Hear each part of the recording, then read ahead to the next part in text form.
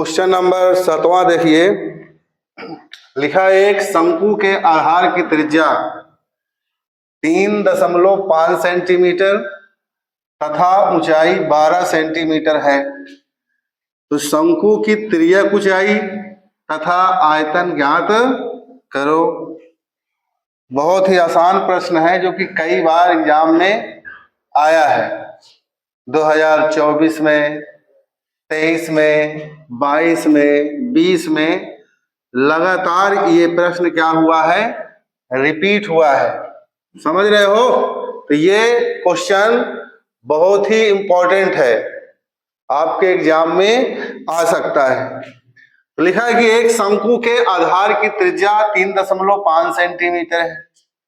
तो यहां पर दिया गया है ना, यहां दिया है, क्या दिया है, आधार की त्रिज्या दिया है। ठीक, तो त्रिज्या यहां पर दिया गया है, त्रिज्या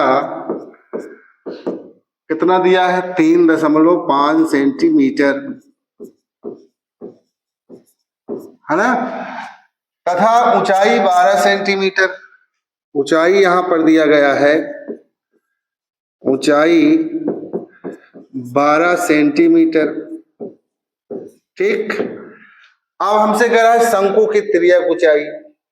तो शंकु के तिर्यक ऊंचाई का फार्मूला पता होगा आप लोगों को, क्यों भाई?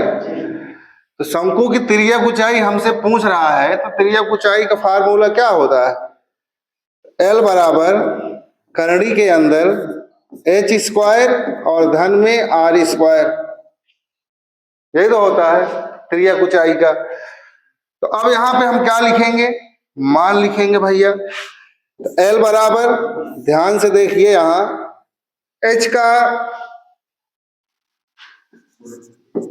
मान कितना दिया है, 12, तो यहां लिखेंगे 12 का स्क्वायर प्लस r, त्रिज्या कितना दिया है, 3.5 का स्क्वायर। ठीक है, तो L बराबर, ध्यान से देखिए, 12 का वर्ग निकालोगे तो 12 बराबर 144, तो इसका वर्ग आ जाएगा 144 प्लस, अब इसको देखो गौर से, इसे आप आसानी से क्या कर सकते हो, जैसे 3.5 है ये, आप दशमलव के स्थान पर 1 लिख लो, दशमलव बाद एक अंक 1 0 लिख लो, और ऐसे करके स्क्वायर लिख लो, कोई दिक्कत? भाई दशमलव के स्थान पर नीचे 1 लिख दिया, बटे में एक अंक है 1 0 बढ़ा दिया। इसे आप काट सकते हो आसानी से। कैसे काटोगे, 5 7 35 और 5 9 10, बोलो भैया। अब यहां पर हो जाएगा L बराबर करणी के अंदर हो जाएगा 144 प्लस 7 का वर्ग 7 7 49 और 2 का वर्ग ये हो जाएगा 4। ठीक, इधर देखिए,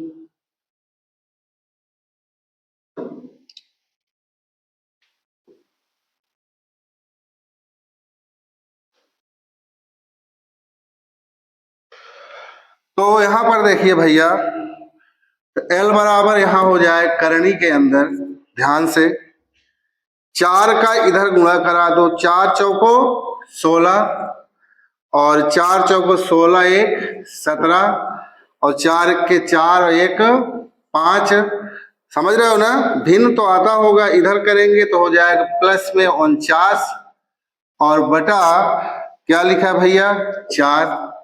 अब L बराबर, ध्यान से देखिए, इसे आप जब जोड़ोगे ना तो ये हो जाएगा 625 और बटे में 4। 576 को 49 में जब जोड़ोगे तो कितना हो जाएगा, बोलो? 625। अब L बराबर, अब बताइए 625 किसका वर्गमूल है, 25 का। बोलो भाई, अगर वर्गमूल नहीं आता तो इसका आप खंड कर सकते हो ना, 625 का वर्गमूल निकाल सकते हो इस तरह से। वर्गमूल तो आपने पढ़ा होगा 6 में, है ना, कि 2 दूना हो जाएगा इस तरह से 4, 6 में से 4 चला जाएगा 2। अब ये यहाँ पे हमेशा जोड़ा उतारते हैं, 2 2 4, अब 5 बार जाएगी, है ना। 5 50 25, 5 चौक 20 2 22। तो इसका वर्गमूल कितना आ जाएगा 25, और 4 का वर्गमूल आ जाएगा 2। अगर आप इसे का चाहो तो भाग भी कर सकते हो, तो भाग करने पर यह आ जाएगा 12.5। तो ये आपकी आ गई क्या, तिर्यक ऊंचाई। हमसे आयतन भी पूछ रहा है। अब शंकु के आयतन का फार्मूला आपको लगाना है यहाँ पर, ठीक है। तो आप यहाँ लिखोगे कि शंकु का आयतन, क्या लिखोगे, शंकु का आयतन। तो शंकु का जो आयतन होता है ना 1/3 पाई आर स्क्वायर एच, होता है कि नहीं भाई। शंकु का आयतन 1/3 पाई आर स्क्वायर एच। अब ये आप कक्षा 9 में भी पढ़े हैं, है ना।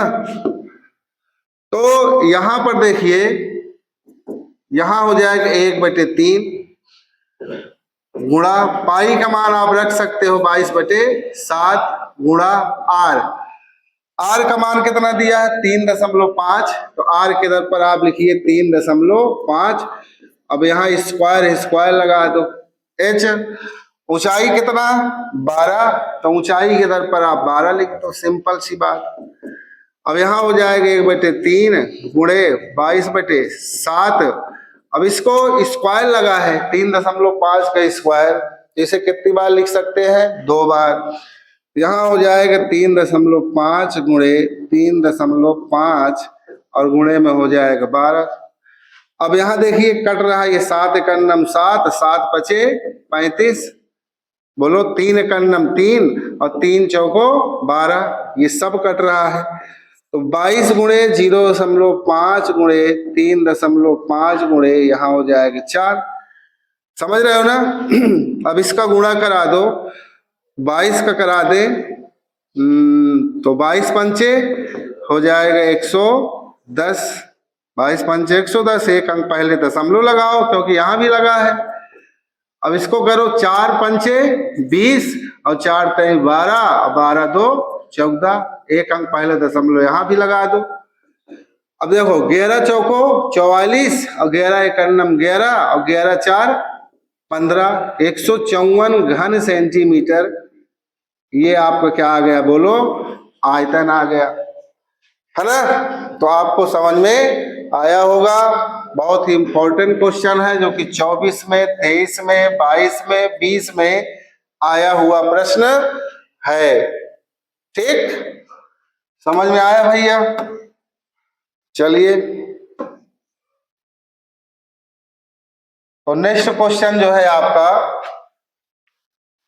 लिखा है कि एक ठोस, क्या लिखा है, लिखा है कि एक ठोस एक शंकु के आकार का है। एक ठोस है जो कि किसके आकार का है, शंकु के आकार का है, जो एक समान आधार त्रिज्या के अर्धगोले पर अध्यारोपित है। तो यहां पर ये आपका क्या हो गया, ये आपका अर्धगोला हो गया। इधर ये क्या हो गया, बोलो अर्धगोला हो गया। अर्धगोले पर क्या अध्यारोपित है, शंकु। यहां पर हम लिखे बना लेंगे एक शंकु ऐसे, ये इसमें क्या अध्यारोपित है, एक शंकु अध्यारोपित है।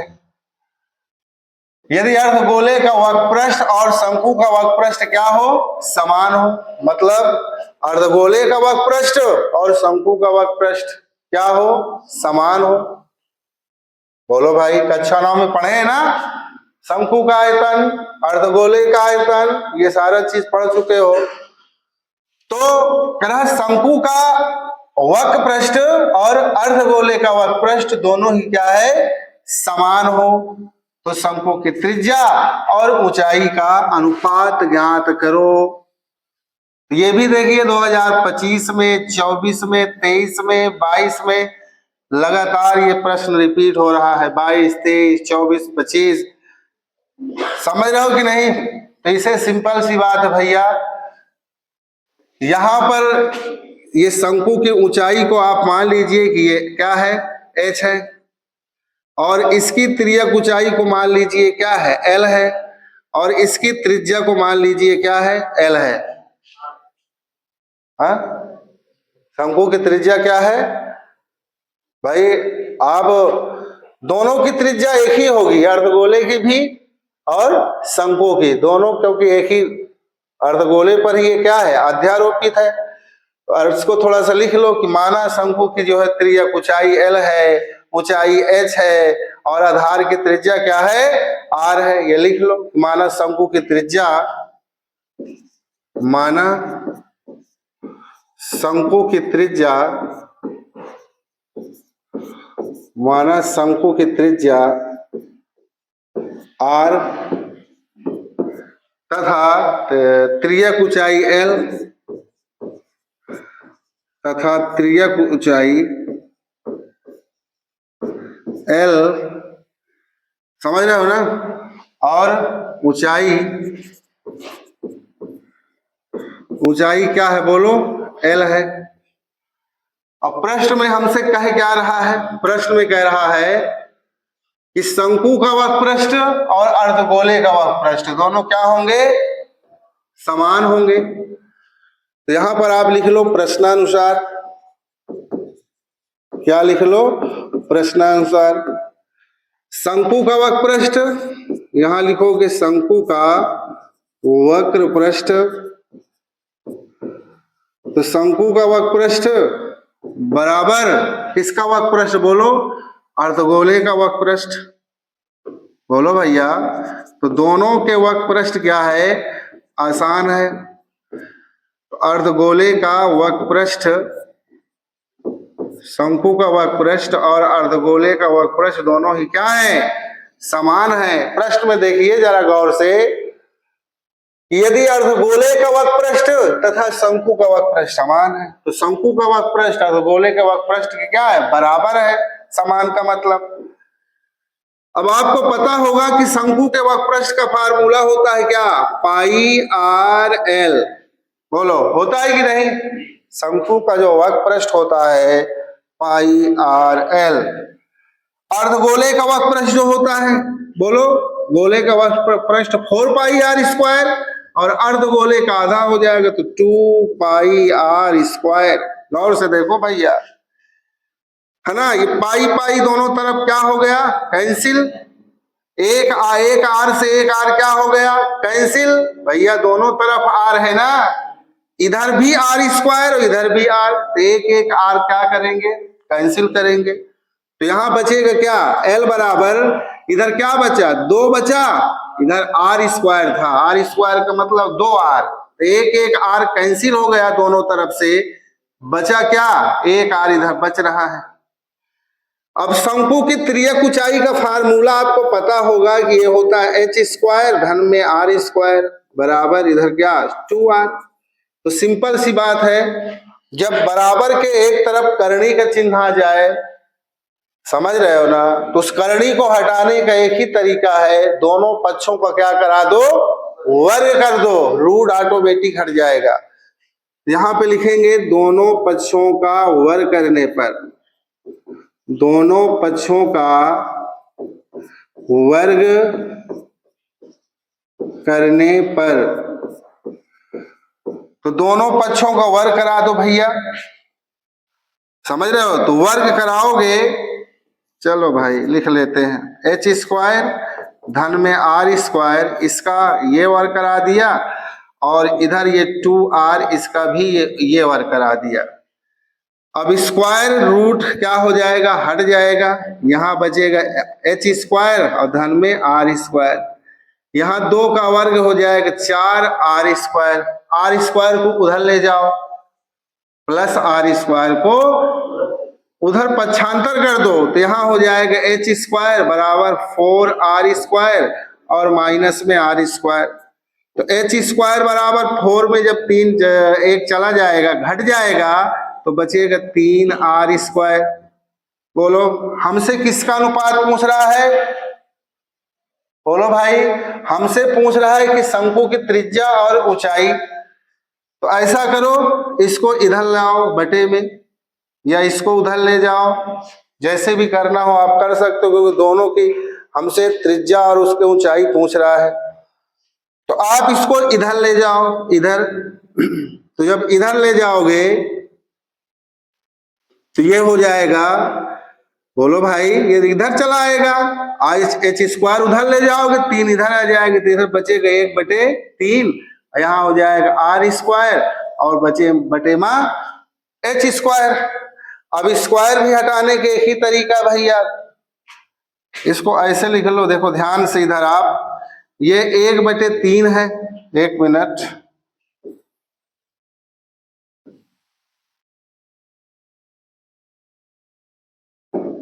तो यहां पर हम लिख देते हैं क्या, ये 1/3 है, इधर देखिए, इसको हम लिखेंगे, देखो यहां भी स्क्वायर लगा, यहां भी स्क्वायर लगा है, तो आर बटे एच लिख सकते हैं, ऐसे करके ऐसे, और जैसे ही स्क्वायर हटाएंगे यहां से, इधर क्या लग जाएगा, करड़ी, यानी r/h बराबर यहाँ स्क्वायर रूट लग जाएगा, ऐसे r/h बराबर, बताइए, एक का वर्गमूल एक ही होता है और इसको हम निकाल नहीं सकते, रूट के अंदर ही रहेगा ये।